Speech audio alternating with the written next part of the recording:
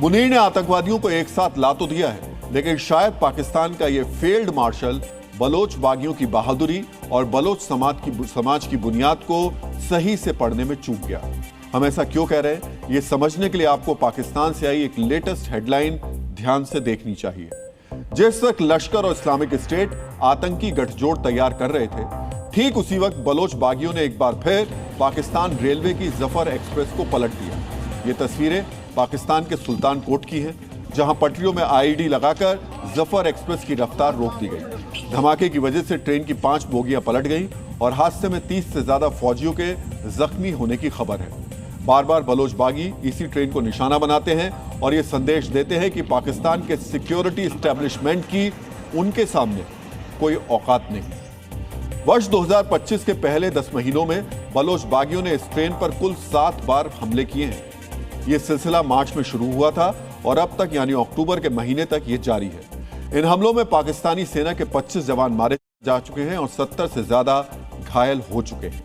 यानी जब हाफिज के प्यादे और इस्लामिक स्टेट के आतंकवादी बलोच बागियों के खिलाफ प्लान बना ही रहे थे, तब तक तो बलोच बागियों ने अपने प्लान को अंजाम तक पहुंचा भी दिया। वैसे ये पहली बार नहीं है जब आजादी के लिए लड़ रहे बलोच बागियों के खिलाफ पाकिस्तानी फौज ने आतंकवादियों को खड़ा किया हो। पाकिस्तान के अंदर इस कथित रणनीति का लंबा चौड़ा इतिहास है।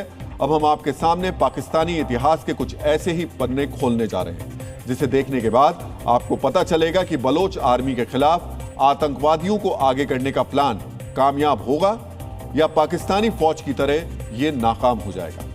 90 के दशक में पाकिस्तानी फौज ने बलोचिस्तान में आतंकवादी भेजने शुरू कर दिए थे। सबसे पहले लश्कर झांगवी को बलोच आंदोलन को कुचलने का काम दिया गया था।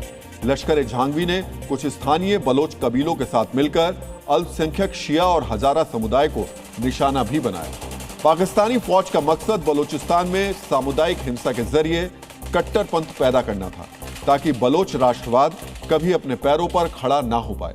लेकिन कुछ ही सालों के अंदर बलोच हथियारबंद गुटों ने लश्कर झांगवी को हाशिए पर लाकर खड़ा कर दिया था। दरअसल पाकिस्तानी फौज ने जिस कट्टरपंथ के जरिए पंजाब और सिंध में आतंकवादी खड़े किए थे, वो कट्टरपंथ बलोचों के इतिहास और उनके समाज से कोसों दूर है। यही वजह है कि बलोचिस्तान के अंदर पाकिस्तानी फौज का पहला टेरर प्लान यानी लश्कर झांगवी की एंट्री पूरी तरह फेल हो गई थी।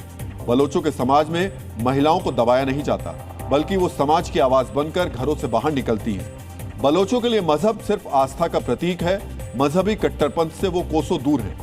बलोच समाज की इसी खूबसूरती को एक अंग्रेज अधिकारी ने अपनी जीवनी में लिखा था।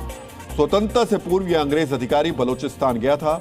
उसका मकसद था बलोच और पश्तून कबीलों के अंदर चल रहे विवादों का समाधान कराना। अधिकारी ने बलोच और पश्तून सरदारों से पूछा, आप किस तरह अपने विवादों का समाधान चाहते हैं? तो पश्तून सरदारों ने जवाब दिया कि वो शरिया के आधार पर मामला सुलझाना चाहते हैं, जबकि बलोच सरदारों ने जवाब दिया कि वो रिवाज यानी अपनी परंपराओं के मुताबिक विवादों का समाधान चाहते हैं। मजहब से ज्यादा रिवाजों पर भरोसा करने वाले इसी बलोच समाज के राष्ट्रवाद को कुचलने के लिए पहले पाकिस्तानी फौज ने कट्टरपंथ का बीज बोया, फिर बलोच नेताओं को अगवा किया।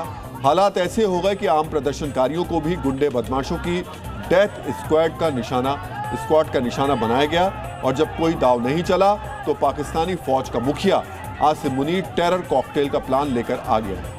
पाकिस्तानी फौज के इस प्लान पर भी बलोचों ने अपना सख्त और सीधा जवाब दे दिया है। अब ये हमारे यहाँ दाइश को लाए हैं।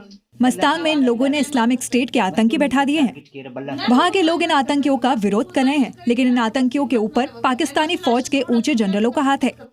उन्हें ट्रेनिंग भी फौज दे रही है और उन्हें हथियार भी पाकिस्तानी फौज से ही मिल रहे हैं। बलोचों का यह जवाब बताने के लिए काफी है कि ना वो लश्कर झांगवी के सामने झुके थे और ना ही वो हाफिज के आतंकी संगठन लश्कर तोयबा के सामने झुकेंगे। इस प्लान को बनाने से पहले आसिम मुनीर को एक बार सोच लेना चाहिए था कि जिन बलोच बागियों को लंबी चौड़ी फौज और उसके भारी भरकम हथियार नहीं डिगा पाए, उनके जज्बे को ये भाड़े के आतंकवादी कैसे कुचले।